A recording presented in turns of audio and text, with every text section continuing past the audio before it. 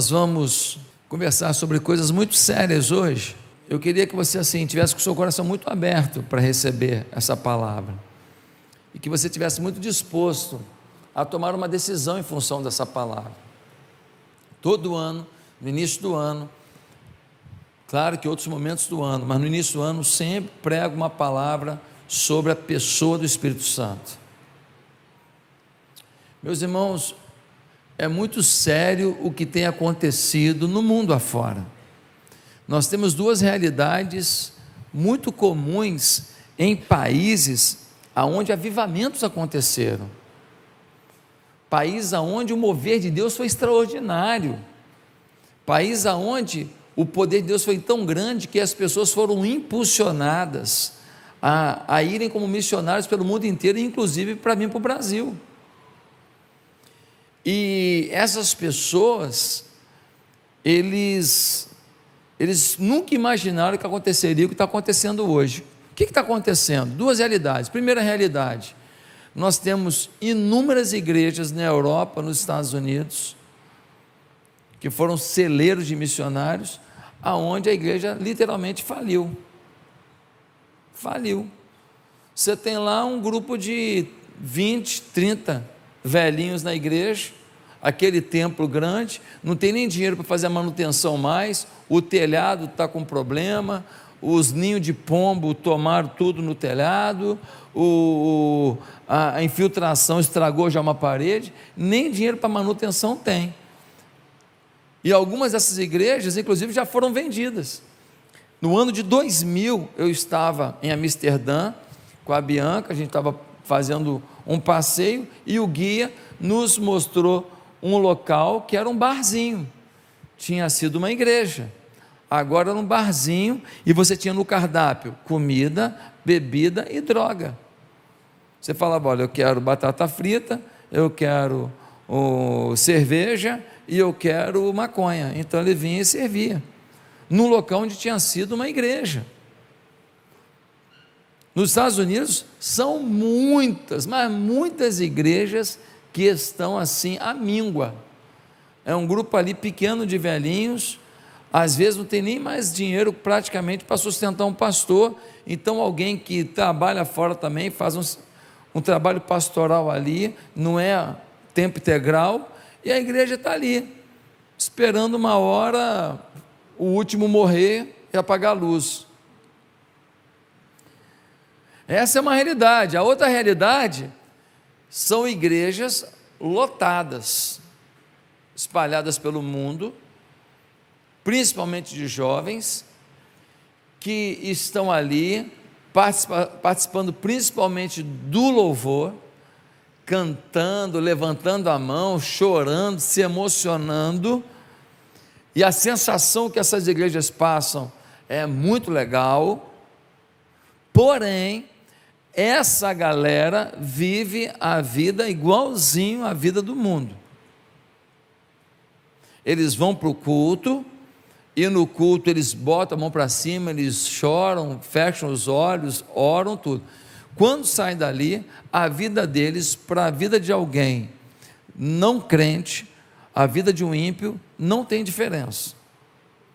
Eles bebem na mesma quantidade que todo mundo bebe, eles usam drogas, a sexualidade deles é igual à do mundo,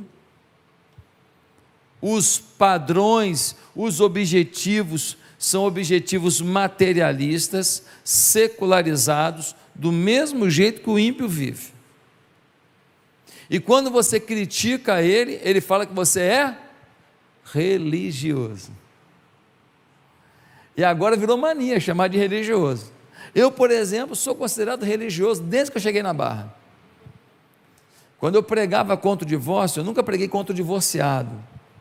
Eu acho que quem passou pela dor de um divórcio já teve uma dor na vida. Eu só tenho que pregar contra o divórcio para ele não passar por essa dor de novo. Eu só acho que eu tenho que blindá-lo dessa experiência ruim novamente. Mas eu era chamado por algumas pessoas aí, inclusive pastores: o cara é conservador demais, o cara é quadrado demais, essa igreja não vai avançar. Deu no que deu. né? Nós somos quase 19 mil membros hoje, 22 igrejas, temos mais 14 points que vão se tornar igreja ao longo desse ano. Deus tem abençoado. Então, a previsão dos que chamavam a gente religioso não deu certo. Não deu certo. Meus amados irmãos, duas realidades. Nas duas realidades temos igreja, mas uma igreja que não tem uma experiência profunda com Jesus. Não temos uma igreja em que o sentido de missão para Deus, o sentido de ganhar o mundo para Jesus, não bate forte na alma. Igrejas onde a adoração se restringe ao momento cultual, em conglomerado, nunca é um momento individual no recanto do seu quarto. A paixão pela Escritura se torna uma coisa que é simplesmente para aquilo que eu quero ouvir. Eu gosto muito de ouvir o fulano de tal, porque o fulano de tal fala de um assunto que você gosta, toca num ponto que você gosta, mas você não gosta de ouvir o outro fulano, porque o outro fulano futuca você na área que você não quer que ninguém mexa. E é esse o grande problema que nós estamos vivendo hoje. As pessoas não estão tendo experiências com o Espírito Santo. As pessoas não estão tendo um senso de responsabilidade pela mudança do curso de vida da cidade. Gente, o crime organizado se tornou mais forte na nossa cidade. A verdade é essa. Nós estamos mais inseguros. A verdade é essa. Eu te pergunto, a igreja vai perder para o mundo?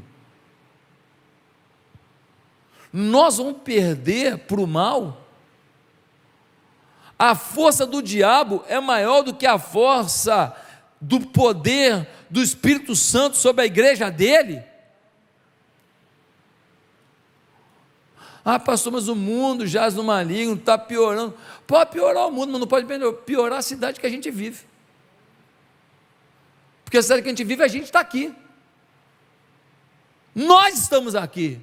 Eu não posso responder para uma cidade que está lá na Coreia, numa cidade que está lá no Afeganistão. Eu não estou lá para interferir, mas aqui nós estamos aqui, ué. Nós estamos aqui para interferir nessa cidade. Aqui não pode piorar, não, ué.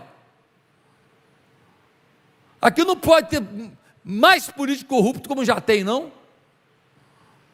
Aqui não pode ter mais milícia, mais problema, e mais prostituição, e mais homem com peito, com silicone no traseiro, vendendo o corpo na esquina, não. Aqui não. Eles têm que ser amados. Eles têm que ser restaurados. Aqui não. Aqui não pode abrir mais boca de fumo. Um dia desse, lá no meu prédio, chegou lá em casa um pacote, nós abrimos maconha, aí olhamos, era outro apartamento, entregaram lá em casa, nós falamos, entregaram errado aqui, porque ele não sabe nem com quem está mexendo, vai pegar maconha dos outros? Olha que situação que está acontecendo. Delivery, meu amigo. Diz que fumaça.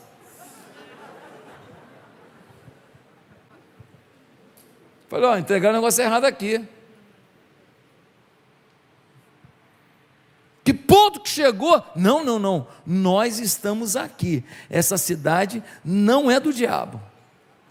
Nós estamos aqui. Meus irmãos, sabe por que as pessoas estão vivendo essa loucura? Sabe por que tem tanto divórcio? Sabe por que tem tanta gente vivendo relacionamentos destrutivos? Sabe por que tem tanta gente se viciando? Tanta gente ensinando os filhos a sofrer? Porque tem um monte de pai e mãe frouxo, escutando os os adeptos de Paulo Freire, e ensinando para os seus filhos a viver a mesma porcaria de vida que você vive. Mesmo casamento ruim que você tem por causa de tanta coisa errada que vocês fizeram enquanto eram namorados. E vocês não se perdoaram até hoje. E tem um monte de pai ensinando para os filhos aquilo que desgraçou, aquilo que atrapalhou, aquilo que roubou a paz, a pureza e a serenidade da vida deles. Ah, não, porque os tempos mudaram, os tempos mudaram. Ah, os tempos mudaram. Será que melhorou? Eu nunca vi quanto desprezo pela mulher como eu vejo nos tempos atuais. Quanto desrespeito com a mulher. A gente aprendia que o homem tinha que tratar a mulher puxando a cadeira, falando com carinho. Ah, pastor, mas não aconteceu. Olha só, a gente aprendia isso. O dia a dia tem muito defeito em todo lugar o tempo inteiro. Mas a gente aprendia isso. Uma mulher em pé, no ônibus, o cara até fingia que estava dormindo para não ter que levantar. Porque se ele abrisse o olho, já sabia que ele ia ter que levantar para a mulher sentar. Porque o certo era isso que a gente aprendia com nossos pais, sim ou não? Alguém aqui aprendeu isso? E hoje?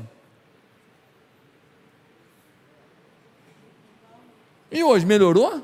Estamos tratando a mulher como ela merece?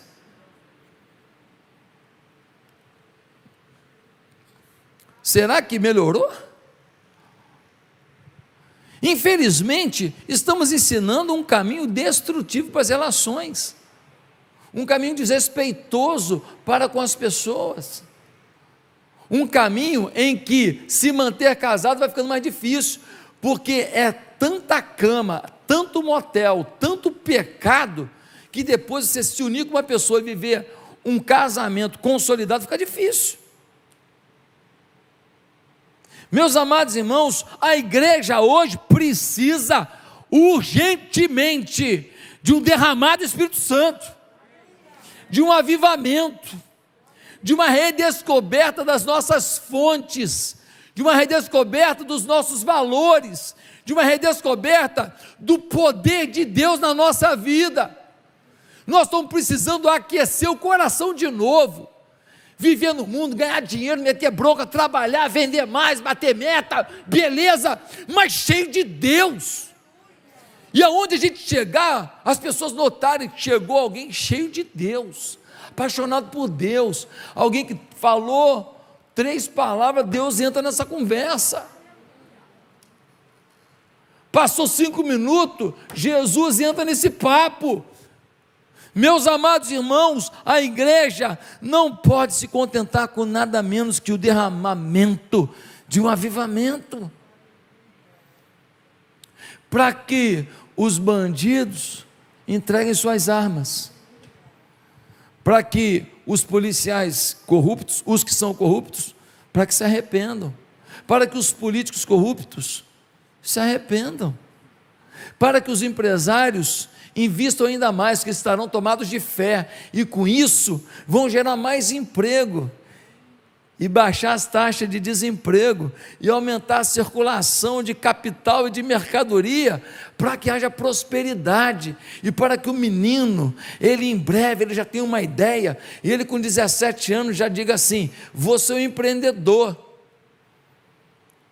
E ele já começa o negocinho dele, e durante a faculdade o negocinho dele já está avançando. Quando ele termina a faculdade, ele já vai fazer a gestão do negócio, que já gera para ele 10, 15, 20 mil reais por mês. E ele é fiel dizimista e ofertante desde os seus 16 a 17 anos. É isso que você quer ou não quer? Você quer prosperidade, bênção e milagre, generosidade da sua família ou não?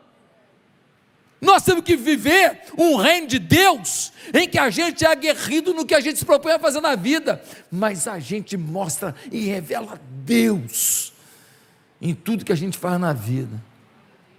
O cara é jogador de futebol, ele vai lá, mata no peito, bota no terreno, toca no canto, faz o gol dele, e quando ele sai dali para comemorar o gol, o que ele fala?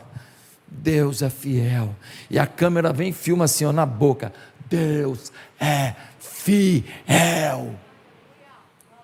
Porque a glória é para Deus, de cada conquista, de cada momento. Ah, meus irmãos, por isso Eu quero ler com você o texto de Atos capítulo 2, do versículo 1 ao versículo 12, onde a gente lê sobre esse momento incrível, em que houve um derramamento do Espírito Santo, e a cidade foi impactada. E se nós queremos impactar a cidade, e nós podemos impactar a cidade, nós podemos pegar de volta o que o diabo tomou da gente, mas para isso, nós vamos precisar de um derramamento do Espírito. Atos capítulo 2, versículo 1, você está comigo? Atos 2, versículo 1, nós lemos sobre o dia de Pentecostes, a vinda do Espírito Santo. Diz assim: chegando o dia de Pentecoste, estavam todos reunidos num só lugar. De repente veio do céu um som, como de um vento muito forte, e encheu toda a casa na qual estavam assentados, e viram o que parecia línguas de fogo, que se separaram e pousaram sobre cada um deles. Todos ficaram cheios do Espírito Santo e começaram a falar em outras línguas, conforme o Espírito os capacitava. Havia em Jerusalém judeus tementes a Deus, vindos de todas as nações do mundo. Ouvindo-se o som, ajuntou-se uma multidão que ficou perplexa, pois cada um os ouvia falar em sua própria língua. Atônitos e maravilhados, eles perguntavam: acaso não são galileus todos esses homens que estão falando? Então, como os ouvimos cada um de nós em nossa própria língua materna? Partos, medos e elamitas, habitantes da Mesopotâmia, Judéia e Capadócia, do Ponto e da província da Ásia, Frígia e Panfilha, Egito e das partes da Líbia próximas a Cirene, visitantes vindos de Roma, tanto judeus como convertidos ao judaísmo, cretenses e árabes. Nós os ouvimos declarar as maravilhas de Deus em nossa própria língua. Atônitos e perplexos, todos perguntavam uns aos outros: que significa isso? Alguns, todavia, zombavam deles e diziam: eles beberam vinho demais. Jesus deu uma ordem aos discípulos: fiquem em Jerusalém, porque eu vou mandar o Espírito Santo. Os discípulos ficaram tristes, falaram: mas como que o senhor vai embora? Não faça isso com a gente. E ele disse: é para o seu bem. Eu estou circunscrito a um corpo. Se eu estou na Judéia, eu não estou na Galiléia. Se eu estou em Samaria, eu não estou em Cafarnaum. Se eu estou em Cafarnaum, eu não estou em Jerusalém. Mas o meu espírito, o Espírito Santo virá, e aonde tiver um crente, ele está lá. Onde tiver uma pessoa orando, ele vai estar lá. Onde tiver alguém adorando, ele vai estar lá. Onde tiver alguém mencionando o meu nome, ele vai estar lá. O Espírito Santo estará dentro de vocês, para onde vocês forem. Se vocês entrarem num lugar de macumbaria total, de bruxaria total, de feitiçaria total, ali dentro vocês são o Espírito Santo presente, e para tudo por causa da tua presença lá. É desse jeito. Eu escutei uma história semana passada agora, de um dos internos da nossa comunidade terapêutica. Ele foi bruxo, ele foi vinculado à feitiçaria, e ele hoje é convertido, ele quer ser pastor, ele está na nossa comunidade terapêutica, e uma das coisas que aconteceu com ele, que influenciou ele para se converter, além dele ter ido lá para a nossa comunidade terapêutica, foi uma decepção que ele teve, porque ele foi para um cemitério, e eles pagaram ao coveiro por um corpo. O coveiro separou um corpo para eles. Não sei se você sabe, mas essas pessoas pegam um corpo, se alimentam das vísceras do defunto. Isso acontece dentro dos cemitérios do Rio de Janeiro, tá certo? Nem estou falando de uma coisa lá da África, não, estou falando daqui. E aí eles foram lá pegar o corpo e foram querer fazer os trabalhos dele, que era um trabalho para alguém morrer. E aí, este interno da nossa comunidade terapêutica disse que o cara incorporado falou: devolve esse corpo, devolve esse corpo, devolve esse corpo, devolve esse corpo. E eles falam: mas calma aí, nós já pagamos por esse corpo e nós queremos fazer o ritual com esse corpo. E ele falou: devolve esse corpo. E eles falaram: mas por quê? Porque esse corpo pertence a alguém do outro lado.